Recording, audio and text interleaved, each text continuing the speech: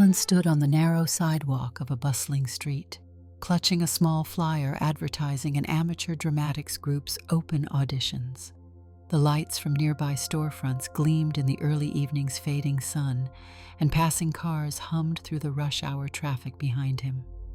He had finished a long day at the accounting firm, where spreadsheets and quiet concentration were the norm, and he felt a longing for something more vibrant. His heartbeat picked up at the thought of stepping so far out of his comfort zone. He had no real performance experience. His only brush with drama had been a few holiday plays in his childhood. Still, he wanted to meet new people and find a way to add some spark to his otherwise plain routine. He inhaled, folded the flyer carefully, and walked to the community center where auditions were taking place. As he stepped through the building's double doors, the chatter of excited voices reached him from down the hallway. Some individuals were practicing lines, while others stretched their arms in front of mirrors, going through elaborate warm-up routines. Alan's heart fluttered. There were about 20 people milling around, each wearing name tags and carrying scripts. A tall woman with curly black hair stood out. She moved gracefully as she chatted with a friend. Alan's gaze drifted over to her repeatedly. Her laugh was bright and lively, and something about her presence made him feel at ease. "Hi," a voice said from behind him. Alan spun around to face a friendly-looking man in his mid-50s, wearing casual clothes and holding a clipboard. "You here for the auditions? I'm Tony, the director of this group." Alan gave a timid nod. "Yes, I am. I saw the flyer and thought I'd give it a shot." He held out his hand, and Tony shook it. "Welcome."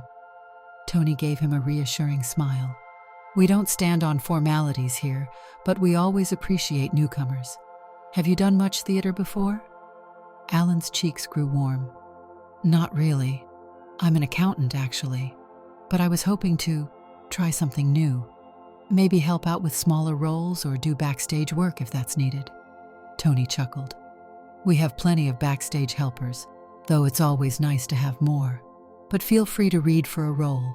Sometimes the stage bug bites when you least expect." He checked his clipboard. "For tonight, we're mostly reading for our upcoming Christmas pantomime. You'll just need to read a short scene and show us a bit of comedic flair. It's a pantomime, so the bigger the better." Alan swallowed. "Right. Bigger. Got it." Tony pointed to a row of chairs set up at the far side of the room. "Find a seat, fill out the sign-in sheet, and we'll call you when we're ready." Alan nodded, thanking Tony, and made his way across the room. He caught sight of the graceful woman he'd noticed earlier. She was laughing at someone's joke while flipping through a script. He felt his nerves spike, but he also felt oddly hopeful. This could be a chance to connect with people he wouldn't ordinarily meet.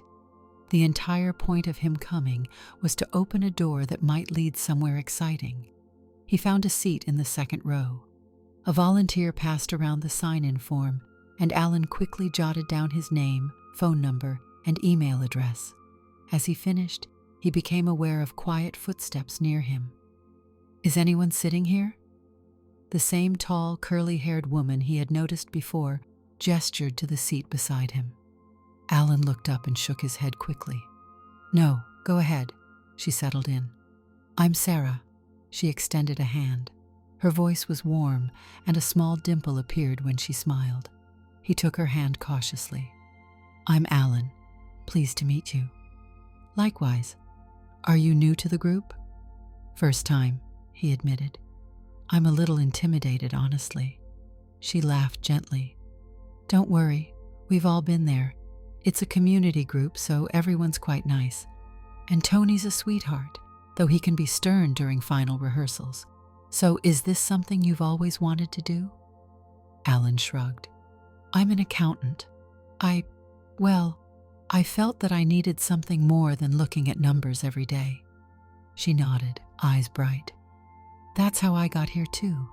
I'm a teacher, and as much as I love my students, I wanted an outlet that let me step into a different world. Theater does that for me." Alan felt a flicker of comfort. He was about to ask her how long she'd been involved when Tony called everyone's attention to the front. "All right, folks, let's get started. We'll be reading scenes from the pantomime script. We're putting on a classic Christmas show with a comedic twist. One thing you'll need to know: our pantomime includes a dame role. Traditionally, that's a male performer dressed in an exaggerated female costume. It's a big comedic part, so if anyone's open to something adventurous, we'd love to see you try." He paused for emphasis. "We'll call people up in small groups for some quick reads." Alan felt his stomach knot. He definitely had not pictured himself in a large, attention-grabbing comedic role. Still, he was here to give it a chance. He decided to step up when invited. Whatever happened, it would at least be an experience. 10 minutes later, Tony called Alan's name along with 3 others. Alan joined them at the makeshift stage area, script in hand. The lines he had to read were over-the-top silly, involving dramatic exclamations, flamboyant gestures, and even a few comedic jibes at the other characters. The director encouraged them to go all out, so Alan, trembling inside, tried to push his inhibitions aside. On his second read-through, Tony stopped him mid-line. "Alan, I want you to imagine you're that dame. She's loud, she's brash, and she's absolutely hamming it up for the audience." Alan blinked. "But I thought I was reading for, the village woodcutter or something." Tony grinned. "You're tall, and you've got a certain presence. Try the dame's lines. Just let go of your hesitation." A wave of nerves slammed into Alan's stomach, but he glanced around and noted that everyone seemed supportive, not judgmental. Sarah stood near the edge of the seats, arms crossed, smiling in encouragement. That gave him courage. So he straightened his spine, raised an eyebrow, and did his best to read the lines with an exaggerated dramatic flair, speaking in a deeper, more booming voice than usual. Though ironically, the role called for comedic femininity, which he interpreted as big gestures, overdone accent, and comedic little poses. A few lines in, laughter broke out around the room. Alan wasn't sure if they were laughing at him or with him, but the energy felt positive. When he finished, Tony led a round of applause. "Wonderful. Thank you, Alan. That was surprisingly good comedic timing." Tony's tone was enthusiastic. "We'll see how the rest of the auditions go, but I appreciate how you jumped into that." Alan sat down, a swirl of relief and cautious pride drifting inside him. He was still uncertain, but he'd survived the first test. Sarah caught his eye and mouthed, "That was great." He felt an odd rush of happiness surge through him. By the end of the evening, Tony thanked everyone and said final casting decisions would be emailed in a few days. Alan gathered his jacket, feeling his stomach flip with a complicated mixture of dread and excitement. As he headed toward the exit, Sarah caught up to him. "Hey," she said, her cheeks slightly rosy from the evening's energy. "I enjoyed your reading. You really threw yourself into it." He laughed nervously. I tried. Not sure if it was any good, but it was kind of thrilling to push myself like that." She gave his arm a reassuring pat. "I've been in a few shows with Tony. He usually sees something special in folks who are willing to take a risk. If you do get cast in that dame role, I think you could have a lot of fun." Alan swallowed hard, imagining himself in the center of a stage, wearing an outrageous dress, bright makeup, and commanding the attention of an entire audience. It was both terrifying and oddly intriguing. "Thanks," he said quietly. "I guess we'll see what happens." They walked together out into the brisk evening air, discussing the upcoming show. Though they barely knew each other, there was a comfortable rhythm in their conversation. When they reached the corner where their paths diverged, Sarah flashed him a wide smile. "Good luck," she said. "Fingers crossed we'll be in the same show." He nodded and watched her wave goodbye. The city lights danced behind her as she walked away, and for a moment, he felt as if stepping into this theater group was one of the best decisions he'd made in a long while. 3 days later, Alan was at home, cooking a modest dinner after a day spent wading through tax documents at work, when his phone buzzed with an email notification. He set down his spatula and opened his inbox, heart pounding. The subject line read, "Cast List, Christmas Pantomime." He stared at it for a moment, then opened it, scanning down the page until he found his name. To his shock, he saw Pantomime Dame, Alan Morrison. The spatula nearly slipped out of his hand. He quickly skimmed the rest of the email. Sarah had also been cast in a leading role, playing a kind-hearted villager who becomes the hero's close confidant. From the brief description, it sounded like she'd be on stage frequently, which meant he'd see her during rehearsals almost every night. He stood by the stove, stunned. Part of him was thrilled to be included at all, but the other part trembled at the responsibility of embodying a loud, theatrical character that required flamboyant dresses, overdone makeup, and comedic antics. Could he manage that without embarrassing himself? He wondered if he had what it took. Despite his misgivings, he felt an undeniable spark of excitement coursing through him. Sighing softly, he put the phone down, served up his dinner, and tried to imagine himself in that role. A small grin tugged at his lips. This would be an adventure. The first rehearsal was on a Friday evening in the same community center auditorium. The cast had gathered, scripts in hand, forming a circle around Tony. Alan felt out of place in his neat sweater and collared shirt, but no one seemed to mind. A wave of chatter filled the air, actors greeting one another, hugging, and discussing the upcoming production. "All right, everyone," Tony said, signaling for quiet. "Congratulations on being part of our pantomime. Tonight, we'll do a first read-through. We've got 6 weeks to get this right. Our dame is crucial. She's comedic relief and the heart of the show. So, Alan, be prepared to jump in wholeheartedly." Alan shifted in his seat, feeling every eye on him.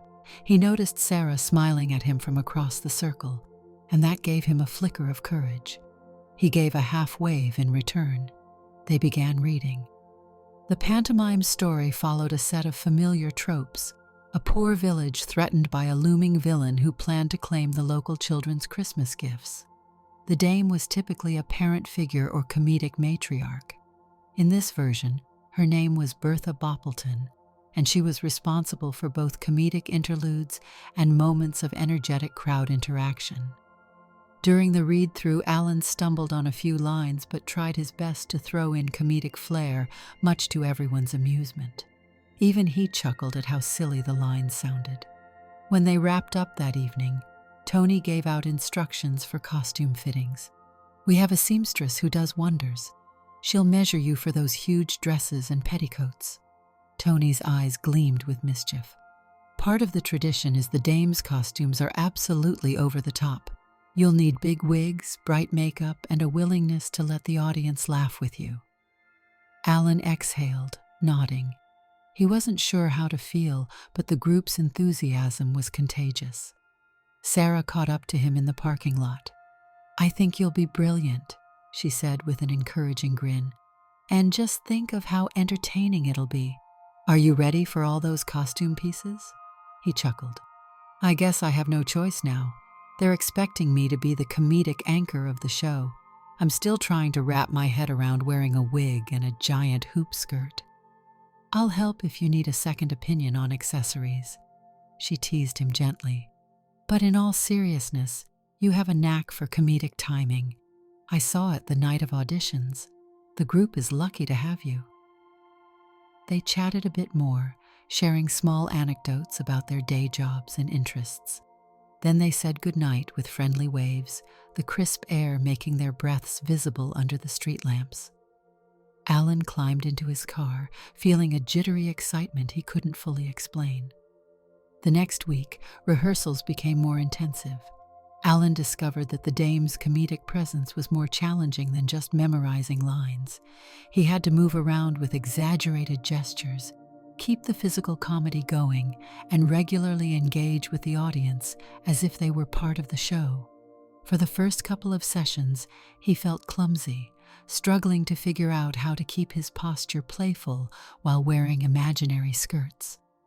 The choreographer, Louise, took him aside for some specialized sessions, showing him comedic walks, playful poses, and ways to milk every silly moment on stage. Meanwhile, Sarah was often on stage with him, playing a sweet and forthright companion to the show's protagonist. She'd offer a guiding line when he forgot his place, or make a small joke to keep the atmosphere light when he faltered. Slowly, their camaraderie grew, and outside of rehearsal, they began chatting about everyday life, what kind of music they listened to, which movies they found hilarious, the ups and downs of their work days. Alan found himself quietly looking forward to hearing her voice each evening, anticipating little moments of connection. One Friday evening, the seamstress arrived, armed with measuring tapes and fabric swatches. She set up a makeshift station in the corner of the community center where cast members came one by one to get measured. When it was Alan's turn, Tony hovered nearby with a grin on his face. "So, how outrageous are we going to make these dresses?" the seamstress asked, checking Alan's shoulders and arm length. Tony gave Alan a playful, dramatic wave. "We want flamboyance, ruffles, bright prints, layers. This is pantomime after all. The dame needs to be unforgettable." Alan, his arms extended while the seamstress measured, tried not to show his nerves. "Unforgettable, right?" She noted his waist and hip measurements. "Don't worry," she said kindly. "I'll add all the structural underlayers to give you the right shape. It might feel strange at first, but trust me, it's part of the fun." He nodded, though his pulse thudded at the thought of wearing so many layers.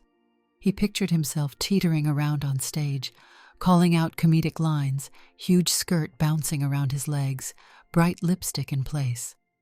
The entire idea was both hilarious and surprisingly enticing.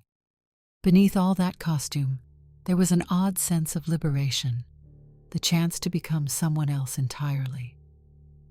When he finished, he saw Sarah waiting off to the side, watching with a smile. "This is going to be epic," she joked as he approached her. He breathed out a shy laugh. "I hope so. I just don't want to trip and send my wig flying into the audience," she laughed. "If that does happen, at least the audience will love the moment. Pantomime thrives on silly mishaps." Over the next 2 weeks, the cast worked tirelessly, and the show took shape. Alan's comedic confidence grew with each practice, though he had moments of panic where he would freeze on certain lines. Sarah often stepped in, improvising a joke or sending him a wink that helped him loosen up. Each night, after rehearsals, they would linger, sharing laughs about the more chaotic scenes or comparing comedic notes. They developed a rapport that transcended the stage. Sometimes they'd grab tea after rehearsals, sitting in a late-night cafe, each with a script splayed out in front of them. Those quiet hours together felt precious to Alan.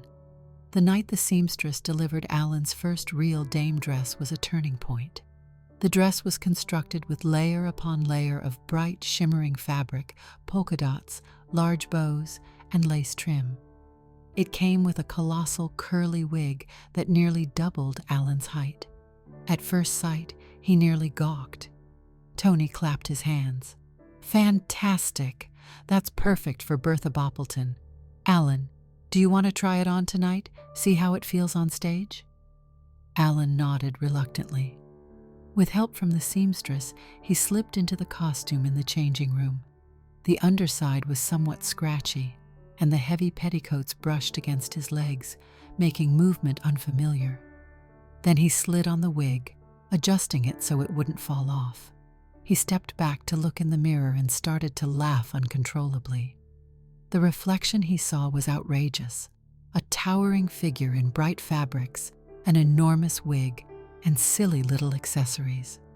Yet he noticed something else beneath the shock. He felt a curious delight. Swallowed up by this boisterous character, he realized he could do all sorts of theatrical antics he would never attempt in his normal life. It was freeing to be someone else, even temporarily. Stepping out onto the stage, he was met with cheers and applause from the rest of the cast, who found his new appearance both hilarious and captivating. Sarah hollered, "Work it, Bertha!" which brought a grin to his face. They ran through a couple scenes, and Alan found it easier than ever to slip into the comedic persona now that he was fully dressed for the part. By the time he took off the costume, he was sweating from the layers and the high-energy performance, but he felt triumphant in a way he couldn't quite explain. When rehearsal ended, Sarah sought him out as they both waited for rides. "You were amazing," she said earnestly. "I've never seen you so outgoing. That outfit really suits you, in a weird, comedic way." He snorted. "I never thought I'd hear someone say a giant polka dot dress suits me." They shared a laugh. Then she locked eyes with him, and her tone softened. "I mean it, though. You shined. Maybe we don't always show that side of ourselves in everyday life, but it's exciting to see you let loose." Alan's cheeks warmed.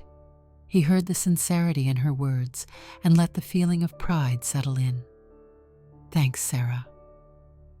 With the performance date growing closer, the cast spent nearly every evening perfecting choreography, smoothing out scene transitions, and refining comedic gags.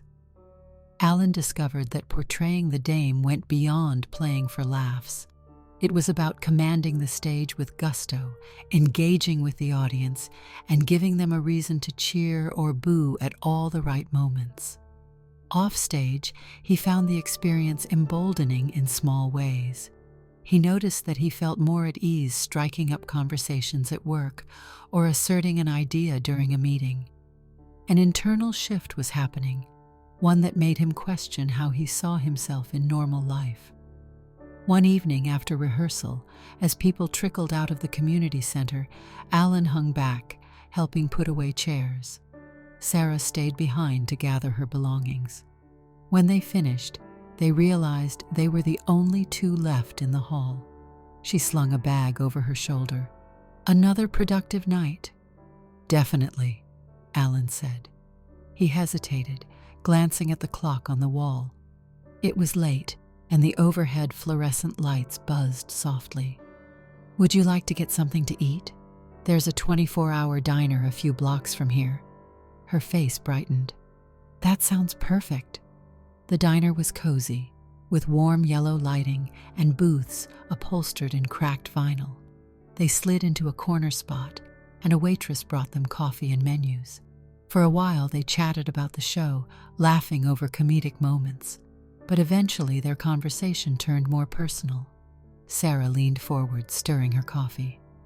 "I have to say, I've known a few guys who played the dame in pantomimes, but none dove into it quite like you have. It's impressive. You seem to be finding a piece of yourself that resonates with it." Alan felt his stomach tighten. He tried to think of a response, careful to avoid repeating any words about deeper themes he'd read in articles about cross-dressing or personal growth. "I guess I've enjoyed stepping into a new type of expression. At first it was just comedic, but now it feels like I'm learning new things about what I can do." She nodded. "I've always found that the stage brings out sides of us we don't expect. It can be a window to possibilities." He sipped his coffee to buy time. He thought about that feeling of wearing the costume, the wig, the makeup that he'd only just begun to experiment with. In the moments when he leaned into the performance, it wasn't just comedic. There was a small flicker of wonder, of perhaps exploring feminine aspects in a way that didn't exist in his daily routine. He glanced up. "Would you think it's weird if I sometimes tried softer styles outside the show? Nothing crazy, just smaller things like wearing certain accessories or subtle makeup to see how it feels?" Sarah considered him thoughtfully. I don't think it's weird. Everyone has ways they want to present themselves, and a lot of people go their whole lives never experimenting. If you find it interesting or enjoyable, then why not? We shouldn't be limited by expectations. He let out a slow breath he didn't realize he'd been holding. Thank you, he said. You have no idea how relieved I am to hear that. She smiled and they continued talking, the conversation flowing with natural ease. After a while, they realized it was almost midnight. They quickly paid for their meals, parted with a warm hug in the parking lot, and headed home. Alan felt a comforting tingle in his chest the entire drive, replaying her words in his mind. The final week before the show arrived in a whirlwind of dress rehearsals. Alan spent hours in the dressing room, applying and reapplying bright stage makeup, thick foundation, rosy cheeks, exaggerated red lips, and dramatic eyelashes. The wig felt almost like a second head perched on top of his own.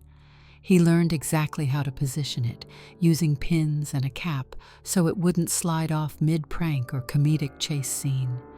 Each passing night, he grew more accustomed to the flamboyant swish of the dame's skirts. He added playful ad-libs to the script, prompting the other actors to react with comedic exasperation. Sarah, watching from backstage when she wasn't performing, would grin encouragingly whenever he tried something new. In those moments, Alan forgot he was just a shy accountant who spent most of his day on a computer crunching numbers. On stage, he was big, bold, and unstoppable. With the show only days away, Tony held a final notes session addressing each cast member. When he reached Alan, Tony's face lit up. Alan, I have to hand it to you. I was taking a risk casting you as our dame, but you've really grown into the role. Lean into every bit of comedic flair on opening night. The audience will go wild. Alan felt a surge of gratitude. Thanks, Tony. I'll give it everything I've got. And keep building that rapport with Sarah on stage, Tony added. The chemistry between your characters adds warmth to the story. Alan caught Sarah's eye. She beamed, and he smiled back. He couldn't help noticing that the closeness they'd developed behind the scenes was seeping into their stage interactions, giving them a natural connection in their comedic banter. Finally, opening night arrived, bringing with it a flurry of backstage chaos. The dressing room buzzed as people adjusted costumes, retouched makeup, and tried to calm their nerves. Alan was no exception, though he managed a confident grin in the mirror when the stage manager popped in to give the 5-minute call. Slipping into the layered polka dot dress, he felt the full weight of the moment. The auditorium was packed. He could hear the murmur of the audience through the thick curtains. A mixture of terror and excitement twisted in his gut. Sarah, dressed in her villager outfit, gave him a gentle squeeze on the shoulder. You ready? She asked softly. He breathed out. As ready as I'll ever be. She leaned in and pressed a light peck to his cheek. Break a leg.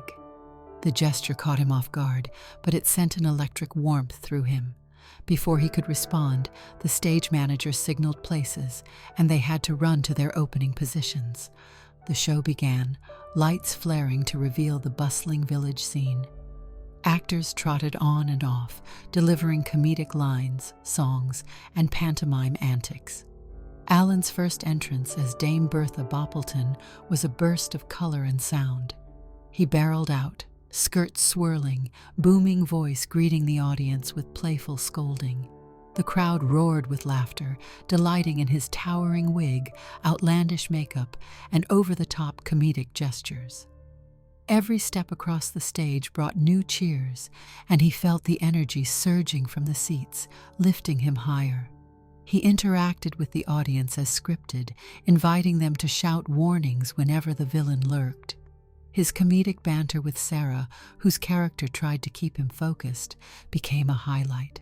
They improvised small comedic bits that left the audience laughing and occasionally clapping mid-scene. All the while, Alan felt like he was living two realities: the shy accountant from his everyday life, peeking from behind a flamboyant facade, and this unstoppable stage personality who drew power from each wave of applause. The final act involved a dramatic showdown with the villain, comedic chases around stage furniture, and a triumphant victory orchestrated by the hero. Alan's dame had a grand moment afterward, delivering a silly moral lesson to the cheering crowd, replete with comedic winks and references to holiday spirit. When the cast bowed, the audience gave them a standing ovation that seemed to last forever. As the curtains closed, everyone rushed off stage, breathless and exhilarated. Tony, near tears of joy, congratulated them all for a smashing opening night. Alan stood there, sweaty, makeup smudged, giant wig still perched precariously on his head, feeling like he had just accomplished something he would never have thought possible.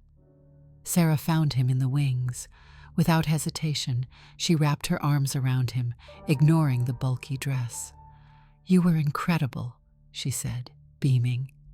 He returned the hug, momentarily overwhelmed by everything. "That was like nothing I've ever felt before." She pulled back, her eyes bright. "There's an after-party at the local pub. You have to come celebrate." He agreed, though he was still reeling from adrenaline. It took him nearly half an hour to remove the wig, the heavy dress, and the thick makeup. By the time he managed to change into his regular clothes, everyone was already heading out. The pub was crowded with cast members and supportive friends, sharing jokes about the evening's performance.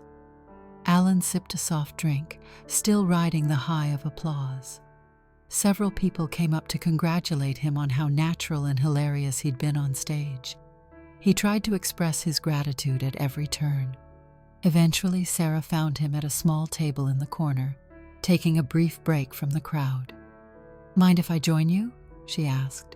He shook his head. "Not at all. Please sit." She slid onto the bar stool next to him, placing her drink on the table. "I've been looking for a chance to say congratulations one more time, just the two of us." A satisfied hush fell between them for a moment. The pub's noise seemed distant, as if they were in a small bubble of their own. He cleared his throat softly, remembering their conversation in the diner. He dared to bring it up again. "So, I was thinking, maybe I'd explore some subtler outfits away from the stage. Not something comedic or huge, but just a bit of that style. A pair of shoes that aren't traditionally men's, for example, or a top that feels slightly more in line with feminine cuts. I don't know where to start, though." Her eyes shone with warmth. "Well, if you'd like, I could help. We could go shopping together, look for pieces that speak to you. It doesn't have to be flamboyant. It could be about what feels comfortable." He studied her face, taking in the openness there. "That would mean a lot," he said. "I'm nervous, but I also feel drawn to it in some way." She reached out and took his hand, giving it a reassuring squeeze. "We'll figure it out. You're allowed to explore your interests in any way that makes sense to you, and I'm happy to be part of that." A soft warmth bloomed in his chest. He felt more at ease than he had in a while. They continued chatting, drifting into talk of future rehearsals, possible next plays, and even the possibility of traveling to see other theater productions together.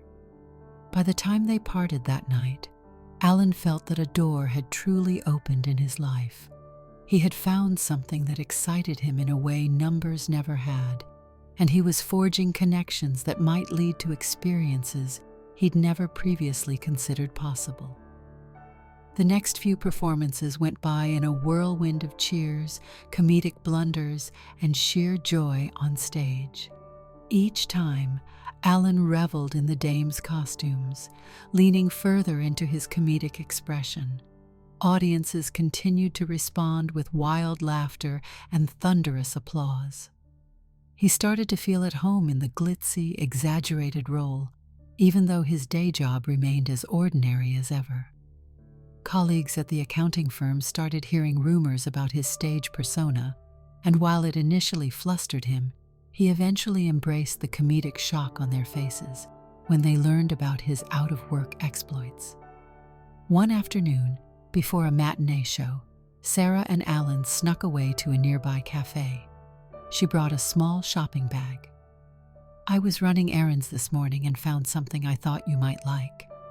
Curious, Alan opened the bag to find a silky scarf in a subtle floral print, nothing too bright or gaudy, but it had a gentle elegance. "It's not a big piece, but I figured it could be a start if you want to incorporate a softer style into your normal wardrobe," she offered, looking slightly shy. Alan felt a lump in his throat. "Sarah, thank you. This is really thoughtful. I love it." She exhaled in relief. "I'm glad. I worried I might be overstepping, but I wanted to show support." He shook his head. "No, this is wonderful." He brushed his fingers over the fabric.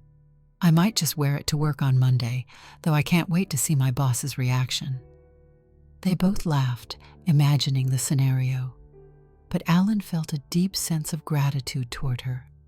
She was giving him space to explore something that was both exhilarating and slightly nerve-wracking. On closing night, the final performance of the panto was met with a packed house and raucous applause. The cast put on their best show yet, each comedic moment timed to perfection. By the time the curtains fell for the last time, tears mingled with laughter in the backstage area as the cast realized the run was over. Alan slipped out of the costume, feeling a pang of sadness. Despite the relief of no longer wrestling with layer upon layer of frills, he knew he was going to miss the spirited energy of being the dame. The costumes, the wig, the bigger-than-life persona. They had given him an unexpected jolt of confidence. But as he reflected on it, he suspected the confidence was coming from within. The costumes had simply let him unearth it. While the others chatted and packed up, Tony approached him, face glowing. "You did it, Alan. You made this show something special. I'm proud of you." Alan smiled at his director. "I never thought I could pull it off. Thank you for believing in me when I didn't believe in myself." "That's what we do in this group," Tony replied kindly. "We see hidden potential, and I think the stage has made a difference in your life, whether you do this again or not." Alan nodded, forcing back a rush of emotion. He genuinely felt that the weeks he'd spent in the pantomime had changed him in many ways. When Tony moved on, Sarah came over, carrying a small bouquet of flowers someone had given her after the show. "I wanted to catch you before everything wraps up," she said softly. "I'm actually getting drinks with a few cast members, but I'd love to spend some time with you tonight, if you're free." Alan took a moment, noticing her gentle expression, remembering the camaraderie and closeness that had grown between them. "I'd really like that," he said. "Let me just finish packing up my stuff." They ended up back at the quiet diner where they'd first shared a late-night meal. It was past midnight, and the place was nearly empty, a few overhead lights reflecting off the polished floors. They slid into a corner booth. Sarah absently twirled one of the flowers from her bouquet. "You know," she said, "I've been in a few plays, but this one will always be special." He leaned forward. "Me too. I can't quite describe how grateful I am that I stumbled into this group." She nodded. "It's been wonderful. I was thinking, there's a spring production the group is planning, a comedic farce. Maybe we could audition again." Alan chuckled. "After all this, I'd be crazy not to consider it." He hesitated before continuing. "I also wanted to thank you for encouraging me to explore my own style. I'm not sure how far I'll go with it, but it's exciting, and I don't feel alone." She reached across the table, placing her hand over his. "I'm happy to help in any way I can." Her brown eyes held a quiet sincerity. "And not just with style. I enjoy spending time with you, Alan." He felt warmth flood through him, a tingle that swept from his chest to the tips of his fingers. "I enjoy spending time with you too," he said, voice low. "This whole experience has been meaningful, partly because of you." They talked for hours, sipping their drinks, delving into the uncertainties and hopes swirling in their minds. Alan confessed that he was nervous about how family might react if he started incorporating more feminine pieces into his everyday wear. Sarah offered suggestions, stories about friends who embraced different presentations, and how they navigated social dynamics. Each word, each piece of encouragement chipped away at the tension in his chest. Eventually, their conversation slowed, and they found themselves sitting comfortably in silence. Sarah softly said, "Alan, can I be honest?" He nodded. "I didn't just come here to talk about the show or about your new interest in trying different expressions," she continued. "I think there's something here between us, more than just friendship." He stared into her eyes, his heart thumping. "I feel that too." A small smile spread across her lips. "I guess what I'm saying is, would you like to maybe explore that with me?"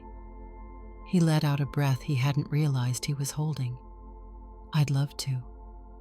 They shared a tentative, gentle kiss under the diner's soft lights. It felt sweet and entirely right, the culminating moment of weeks spent growing close on and off the stage. In the days that followed, with the pantomime concluded, Alan returned to his daily life at the accounting firm. Yet everything felt a bit brighter. One morning, he decided to wear that subtle floral scarf Sarah had gifted him. It garnered some surprised looks from colleagues, though nobody said anything negative. He felt nerves tightening his stomach at first, but as the day progressed, the scarf almost felt natural around his neck. He recalled the flamboyant dresses he'd worn on stage and how comfortable, even liberated, he had felt performing that role. This was just a small extension of that sense of possibility. He kept in touch with many of his castmates, including Tony, who had begun planning the next production. But more importantly, he spent as much time as possible with Sarah. They texted throughout the day, met for dinner during the week, and on weekends, they explored nearby towns together. They spent time browsing quirky boutiques, where Alan would occasionally try on items he found intriguing. Some fit him well, others didn't, but Sarah's warm enthusiasm never wavered. One Sunday, he mustered the courage to buy a slightly fitted sweater with a delicate pattern that, while not overtly feminine, was more fashion-forward than anything he had previously owned. Walking out of the store with the bag in hand, he felt a flutter of pride. Sarah took his arm. "You look great in it. I can't wait to see you wear it." He smiled. "I feel good," he said quietly. "More at ease than I expected." "You have a bold streak in you," she teased. "I saw it on stage, and I see it now." They wound up in a nearby cafe, sipping cappuccinos by a window that overlooked a bustling street. The afternoon sun warmed the glass, and Alan found himself thinking about the changes that had blossomed in his life. A few months ago, he would have labeled himself a shy accountant, wholly absorbed in spreadsheets and daydreams about forging new connections. Now he was part of a thriving theater community, with fresh excitement for performance, exploring more varied ways to present himself, and most importantly, growing close to a woman who had quickly become significant to him.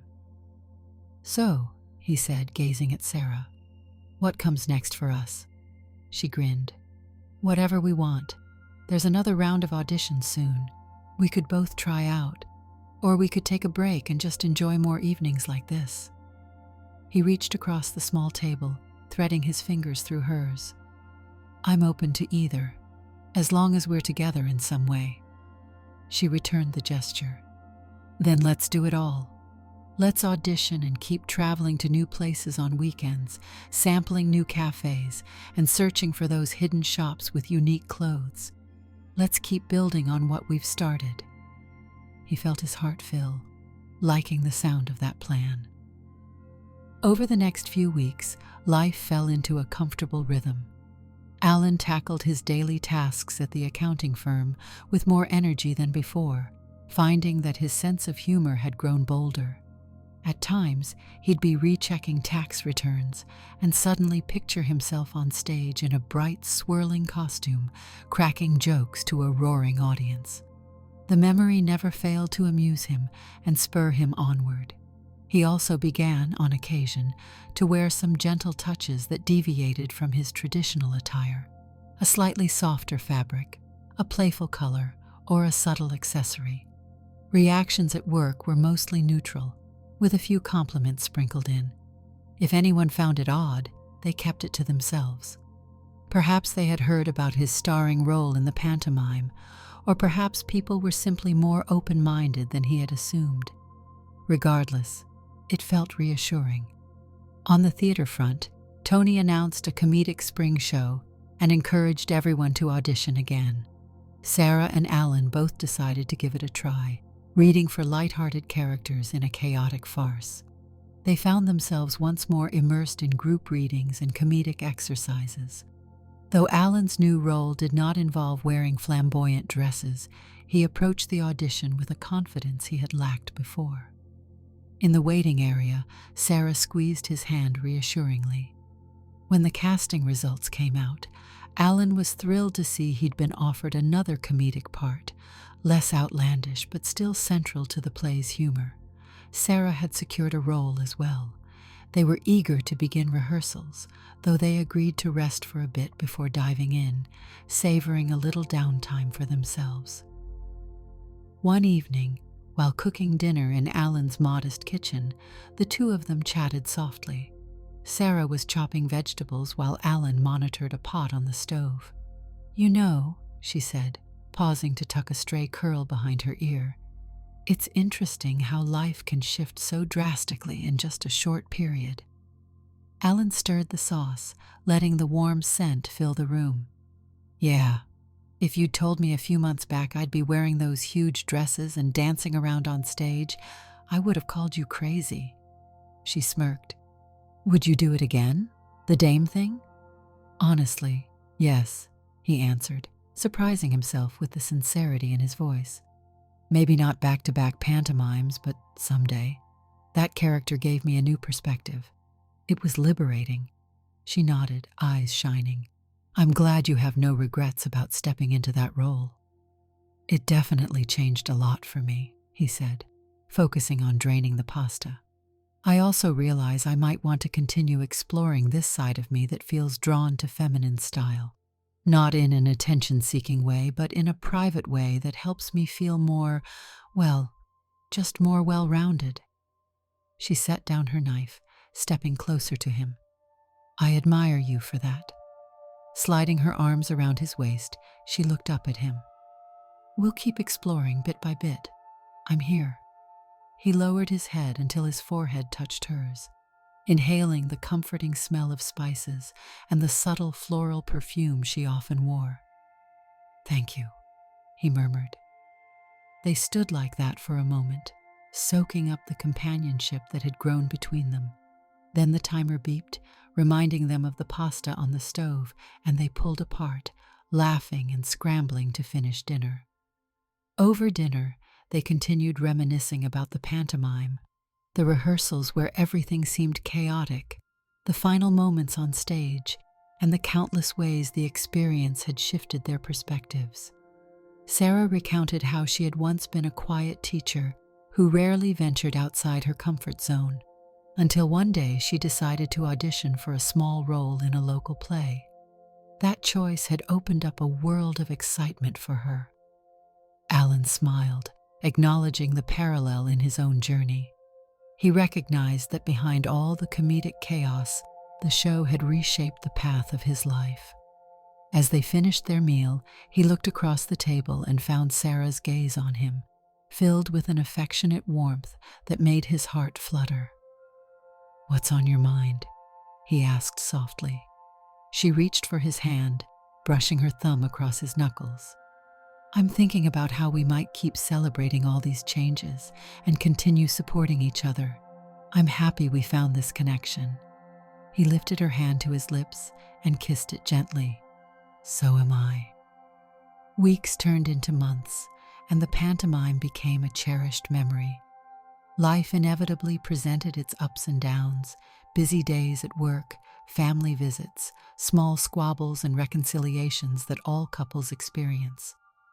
But through it all, Alan felt an undercurrent of vibrancy he hadn't known before.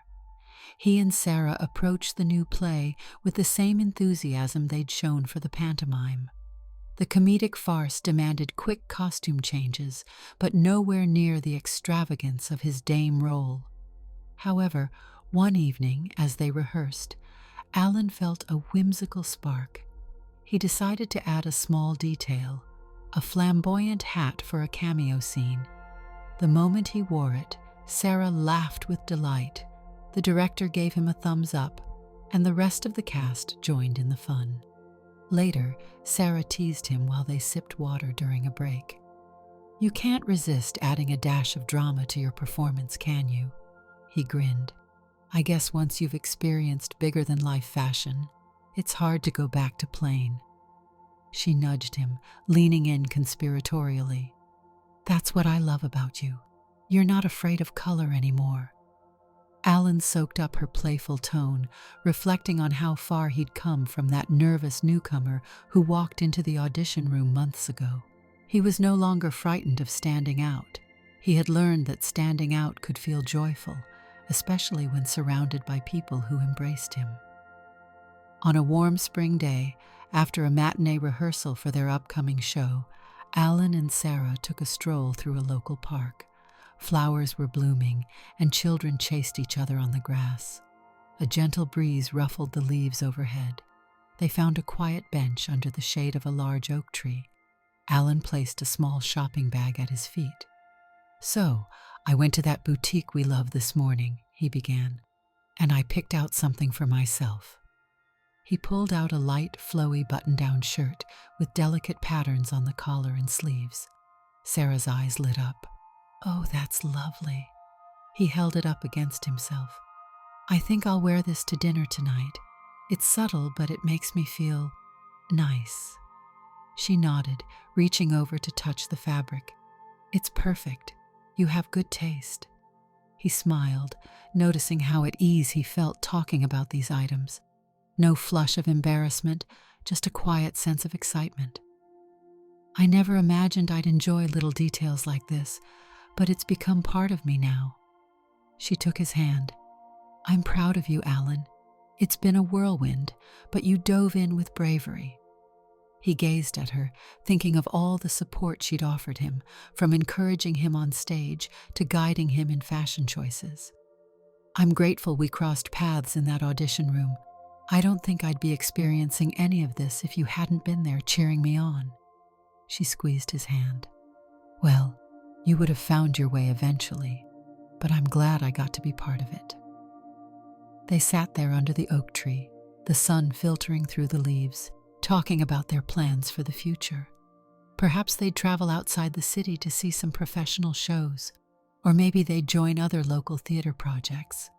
They knew that not every performance would be as memorable as the pantomime that had brought them together, but they looked forward to each new production as a chance to learn something fresh. As evening fell, they strolled out of the park hand in hand, feeling a gentle certainty that their bond was growing stronger with each shared experience.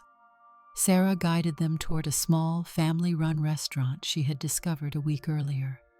Alan pulled on his new shirt right there on the sidewalk, deciding he didn't want to wait until he got home. She laughed, helping him smooth out the sleeves, and they walked in together, smiling. In the months that followed, Alan found himself reflecting on the journey that started with that old flyer he had seen taped to a community center door. Before the pantomime, he had lived in a comfortable but muted routine, too shy to branch out. Playing the dame forced him to step into a larger, more exaggerated personality, teaching him that he could embrace different forms of expression, both comedic and personal. His relationship with Sarah deepened. They made time for each other amidst their busy schedules, attending open mic comedy nights, exploring art galleries, and discovering more about each other's histories. She told him more about her teaching career and the spark she felt when a student grasped a new concept. He told her about his upbringing, the mild manner in which he had been raised, and his longing to find a place where he could feel vibrant. Through these heartfelt talks, they continued to forge a real, supportive connection. Eventually, Tony invited Alan and Sarah to co-host a small theater workshop for newcomers. The idea was to give novices the same warm welcome that Alan had received. On a bright Saturday morning, they arrived at the community center, standing in front of a group of about 10 new faces, some looking as nervous as Alan had once felt. "Welcome," Alan began. "I'm Alan. I only joined this group a little while ago, and trust me, I know how intimidating it can be. But if I can do it, you can too." Sarah jumped in. "We'll do some exercises to loosen you up, play with improvisation, and maybe you'll find a spark you didn't know existed." They led the group in silly warm-ups, comedic line readings, and ended with a short, playful scene. When the newcomers applauded, Alan felt a wave of fulfillment. He remembered the anxiety of his first day and how far he had come. After the workshop, Sarah grinned at him and said, "You're a natural teacher, you know. Must be all that dame training." He grinned back, feeling a flicker of that same comedic spirit that once propelled him on stage in polka-dot dresses. "Well, it did force me to open up. Who knew comedic flamboyance was such a good teacher?" She laughed, looping her arm through his. "You're living proof." On a clear autumn day nearly a year after his first audition, Alan found himself backstage again, this time preparing to perform in a comedic show that revolved around mistaken identities and whimsical escapades. He slipped into a modest costume, heart pounding with the usual pre-show buzz. This role didn't require outlandish makeup or enormous skirts, but it still brought back memories of the pantomime. He smiled at the thought of how that huge dress had once felt so foreign, yet so strangely liberating. Sarah peeked around the curtain, scanning the audience. She turned back to Alan. "Looks like another full house tonight. Ready?" He nodded, offering his hand. She clasped it, leaning in for a quick, warm embrace. "Let's do this," he whispered. They stepped onto the stage as the lights came up, launching into the comedic antics of the show. Alan delivered one-liners and slapstick moments, thoroughly enjoying the audience's laughter. He caught Sarah's eye whenever they shared a scene, and that unspoken bond flowed between them, just as it had in the pantomime. They navigated mistaken identities, door-slamming chaos, and comedic misunderstandings that built to a crescendo of laughter and applause. When the final bow came, Alan was met with a wave of cheers. He noticed Sarah wiping a tear from her eye. Happy tears, no doubt. A sense of gratitude swelled inside him. Theater had not only broadened his world, but also brought him someone who understood him on a profound level. It was incredible how one audition had turned his life upside down in the most positive way. After the show, they stood outside the theater, the night air crisp. Cast members trickled out, some heading off to celebrate, others saying their goodbyes. Alan and Sarah lingered, looking up at the stars just visible above the streetlights. "It's been quite a ride," Sarah murmured. Alan slid an arm around her shoulders. "And it's not over yet," he said. "We have more stories to tell, on stage and off." She leaned her head against his shoulder. "I look forward to every single one of them." In that moment, Alan pictured how he had once been so terrified of stepping on stage as the dame, that comedic character with layered skirts and bright lipstick. Yet through the cheers, the mishaps, and the supportive camaraderie, he had found the courage to embrace new things, both comedic roles and personal style choices. He thought of the floral scarf, the fitted sweater, and the small steps he'd taken to integrate a softer aesthetic into his everyday life. He realized he felt at ease, not only on stage, but also in his own skin. Smiling at the night sky, he gave Sarah a gentle squeeze. "I'm glad we met," he said. "Thank you for being by my side." She looked up at him, eyes reflecting the faint glow of the street lamp. "Always." They stood there in the soft glow of evening, the chill air wrapping around them, each quietly cherishing the journey that had led them here. The applause and bright lights of the stage might have faded for the night, but the bond they had formed was set to last long after the final curtain call. Did you like the story? Hit that like button and tell me what you thought in the comments. Do you want to hear more stories? Subscribe and hit the bell. For exclusive content and early access, check out our Patreon. You can find the link in the description, or you can watch any of the videos shown on my right. Thank you for watching and see you in the next video.